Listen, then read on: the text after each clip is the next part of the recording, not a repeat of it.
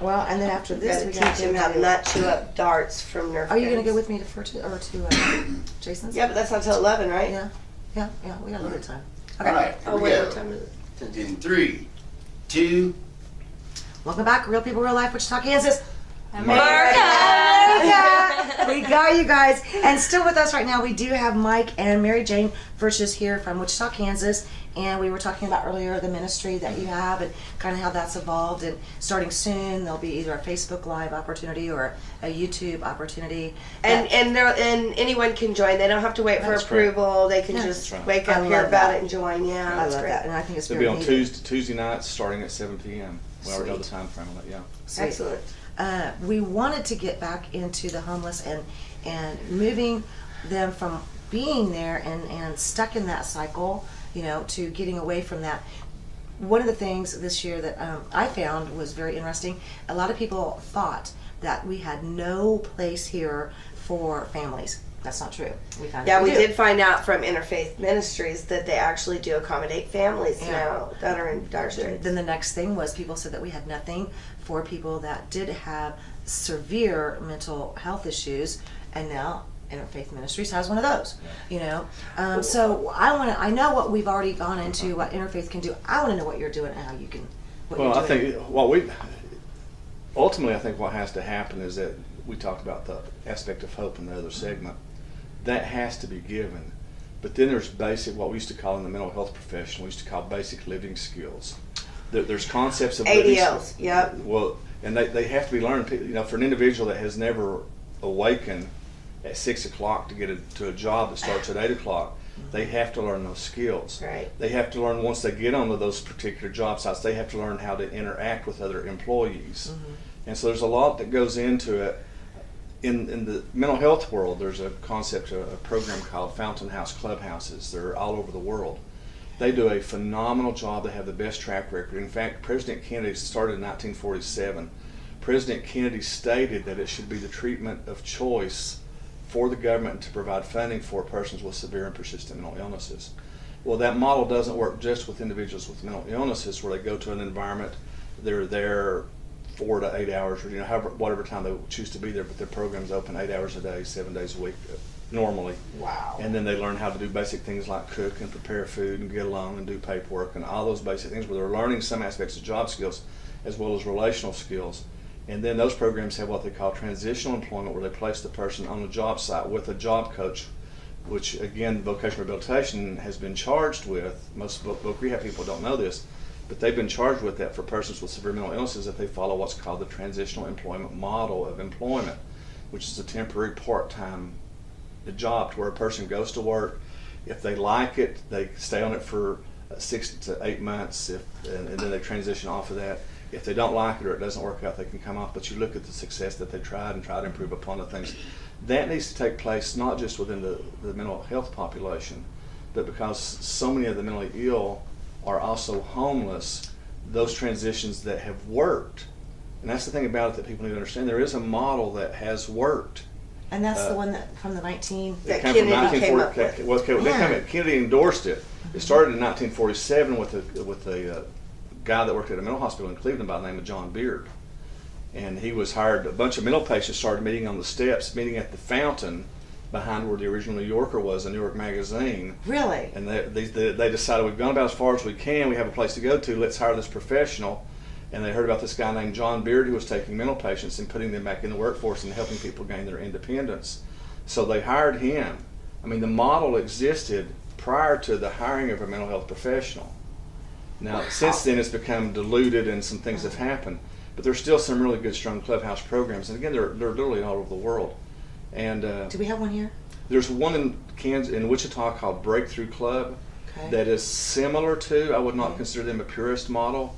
They're close to the concept. It's a good program, but there's some specifics to where I would not call them a purist, what I would consider a purist model. But those concepts with the homeless, because there's somebody that are mentally ill, how is it that a person learns to wake up? How, if you don't like your coworker, all the things that we know. If you have an apartment that's a HUD housing apartment, which most of those individuals will end up having when they go first get into housing, how is it that you learn to put the butter up instead of leaving it sitting out? Because butter sitting out in a HUD apartment is a violation of code. You got to refrigerate it. And so how do you teach those type of skills? I think something has to be in place where those skills are learned and taught. Now, are there some people that can jump right in, right away, and go to work with a little bit of assistance? Absolutely. But I think that that's the minority of people. I think you're right. Well, I think, like you said, with the mental health, I think the homeless share that. They lose that social aspect, and it has to be regained. Like they lose it along with hope. Yeah. And that socializing is a huge part of being successful. Yeah. You know, in this world, I mean, being able to hold a job, being able to keep an apartment, whether you're transitioned to it or not, you know, you have to think about that next step as well.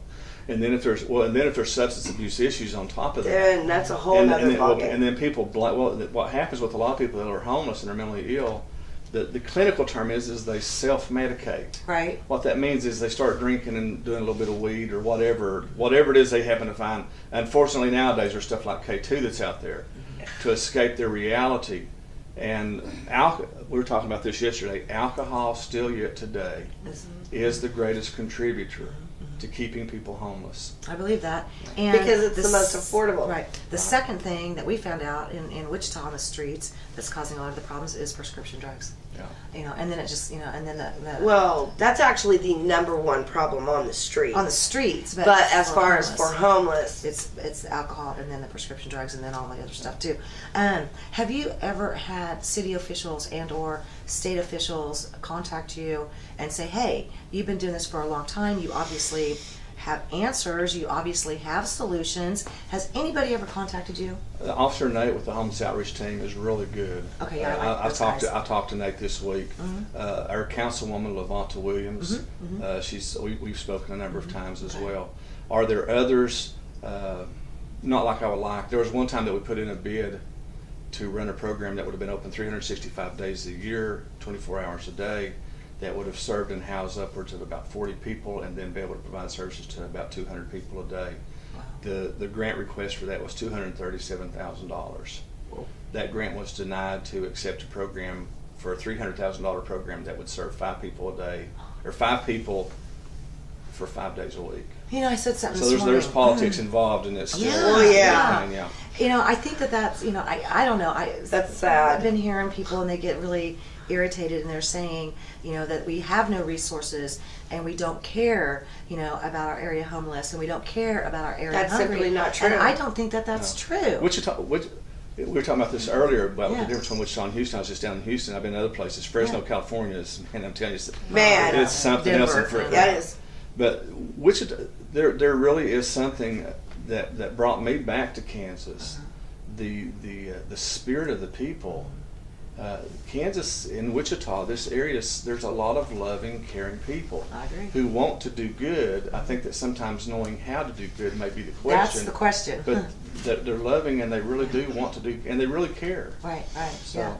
I think that's, you know, how many, just if you were to, you know, take a guesstimate, how many facilities that you know of are providing either homeless services and or feeding people that maybe are homeless and or don't have enough funds all the time to feed their entire family? How many places, just out of curiosity? I mentioned Breakthrough Club a moment Yeah. ago. And again, it's not what I would consider the best. It's a very good clubhouse. But even they have received serious funding issues and they've had to cut to the bone because of the lack of funding available. And they're providing a service that, I talk about the transitional employment program, that actually provides a rate of return back to the government. I spoke specifically to Mike Pompeo about this. Oh, you did? My buddy Mike? And he didn't get it. God! I'm trying to tell him, here's a program that if you spend $1 of government funding on this particular program, it returns $1.67. Seems like a good conservative value deal to me, that you spend $1, you get $1.67. You know, that's better than any kind of bank interest rate. But he didn't get it. But there's programs like that, and society. Unfortunately, in this sick world and the sick political system that we live in, people have to. You know about this. Oh boy, don't I! Yeah, and how if somebody can tell me the secret to getting into a politician's head to think outside of politics, you know, let me know, That's because we'll part make of it. millions of dollars because Yeah. they're so stuck into their way of thinking Yeah. sometimes Yeah. that they're unwilling to think out of the box and think about this program, transitional employment, this clubhouse concept, providing assistance and help. It has worked, and it makes money because if you get someone who's on disability, Right.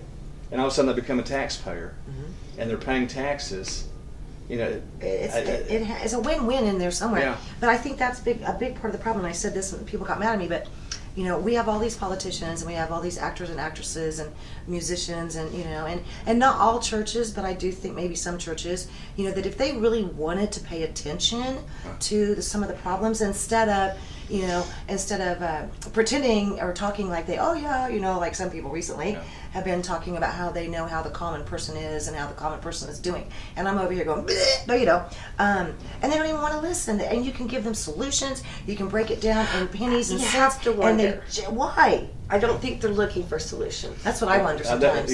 I think that's been thrown out the window, and they're filling pockets now, scratching backs. They're filling pockets and they're building egos. Yeah. Ego's a big problem. Yeah. Big problem. Mike, how can somebody get a hold of you here in Wichita? And again, how many of the homeless are you able to help at one time? I know you're limited on Well, that.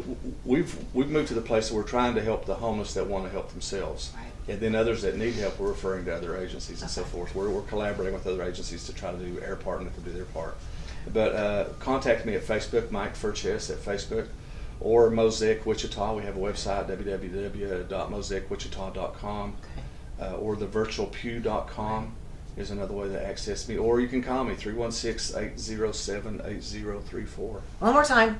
316-807-8034. There you go. Okay, Mike. America. Wichita, Kansas, America. I want to say thank you both. Okay. Love you Yes. both so much. You're So nice meeting you. I just knowing when you guys got back in town. I think I may have even shared this with you on Facebook. My heart and everything was like, Mike's back. Yeah. Yeah, It was good to get. This time it was really good to get. Sometimes when we're at the beach, Yeah, it's not always tough so to come good. back. I know. Yeah. This time it was really good to get back home. Good. What? Yeah, you coming back from the beach? We know how that is. I love the beach. Oh, I love the beach too. I'm talking about I do. Houston. It was, Yeah, that was easy to different. get That was different. Yeah. From Okay. Houston, Yeah. the beach is hard to come here. From the Gulf Coast, yeah. the Panhandle, Panama City, that's a whole different That's world. a whole different story. All right, Wichita, you know we love you. We'll see you in a little bit. Wichita, Kansas, America. Uh huh.